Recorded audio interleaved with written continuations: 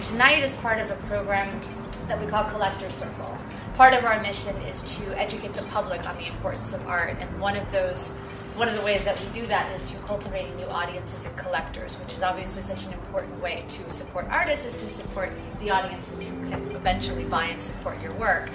And we do these events almost monthly. Some of them are visits to studios like we're doing tonight. We also do educational workshops on different issues that come up around collecting, like estate planning and taxes and things like that.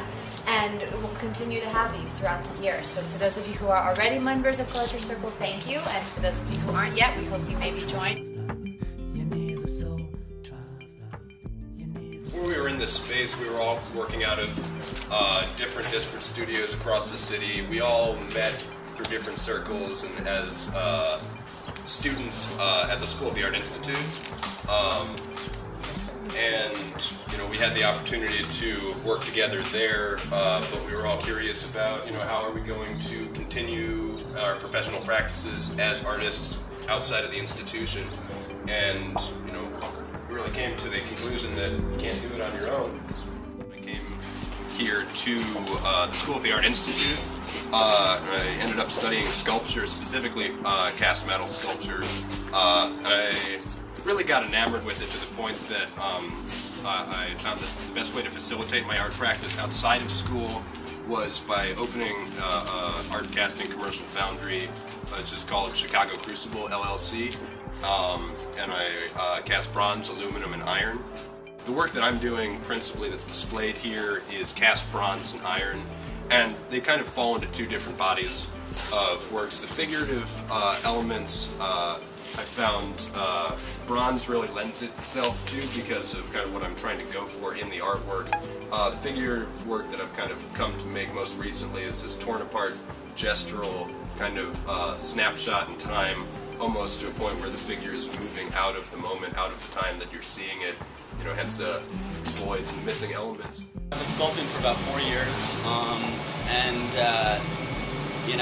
I use a lot of cast elements in my work, a lot of cast iron, cast bronze, and cast aluminum, but steel fabrication is more my thing, and I'm slowly getting into fiberglasses and plastics and silicone and stuff like that.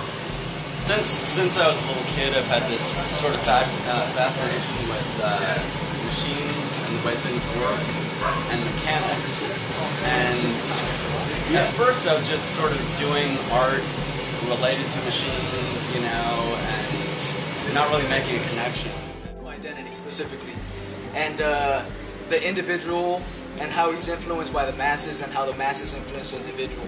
But the embroidery hoops are important because it's kind of like a symbol of the childhood. It also becomes like this very like the feminine versus the masculine. You got these little clips which are masculine. You got these guys. So eventually, I got a bunch more hoops that I'm gonna build this landscape, this huge landscape that people can interact with and just walk around.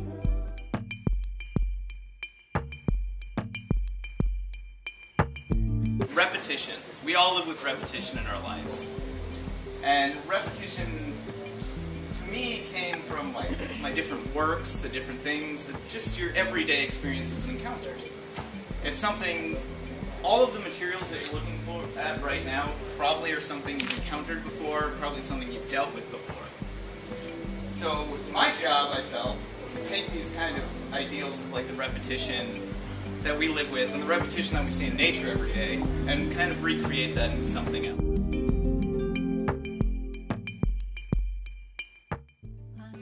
College studying fashion design and costume design. You can see here, this is my fashion thesis. I did a lingerie collection at school. These are little embroidered women.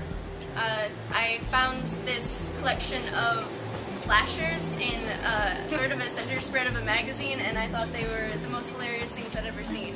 And so I decided to immortalize them in thread here on my great-grandmother's handkerchiefs.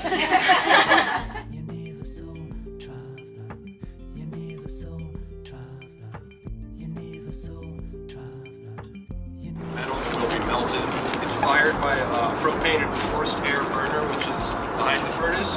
When the metal's ready, we're going to pull the pot out, and with this tool that's on the ground called a shank, we're going to use it to take the pot and pour the molds, which are currently inside of here, and will be preheating until such time that we put the metal in the molds.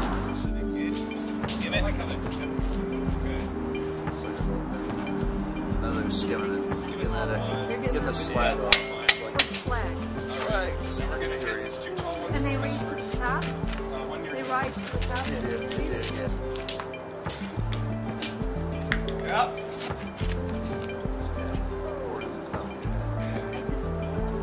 Last one. Okay. Yeah. So, Yep.